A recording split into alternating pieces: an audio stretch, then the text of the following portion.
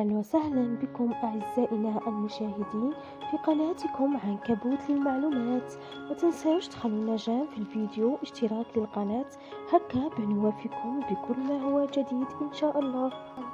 الإعلامية الجزائرية سمية سماش تعلن عن موعد زفافها هي والإعلامي الجزائري عمار الشندالي.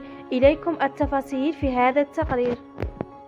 عرس كبير ولا راح يكون عرس صغير؟ شوف والله لو فتحت الباب زعما راح يكون عرس كبير، على بالك ديجا هو من الدومين وانا من الدومين والوالد تاعو كذلك من الدومين. لا فتحنا الباب راح يكون اضخم عرس انا نقول ولا والله حبيت نبسطو بالك على جالي وعلى جال الناس اللي تباعوا على جال واش ولينا نشوفوا دوكا، ولينا نشوفوا عرس فخمه وكذا، لانه بالك نقدروا احنا كاعلاميين ولا كامل يحبوا زعما يضامنوا معنا ولا كامل يحبوا يمدونا دي كادو، سواء تلقى من اللوتيل تلقى من لاصال تلقى من تاع لي كاطو نخدم لك وكولابوراسيون اخر.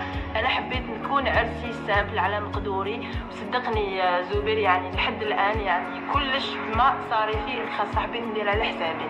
خويا نلبس 38 ندير 38، كلا نلبس 40 ويقعدوا الناس. ربما كاين ناس انا يحبوني ولا يتبعوني ولا كاين بزاف الحمد لله يقولوا شوفي سمية دارت وتتاثر ولا كذا. راح يكون عرس عادي سامبل، راح يكونوا المعازيم الناس اللي قراب لينا اللي يحبونا اللي رايحين يجوا يفرحوا لنا من قلبهم صح، سواء من لي زانفيتي تاعي ولا تاع الزوج.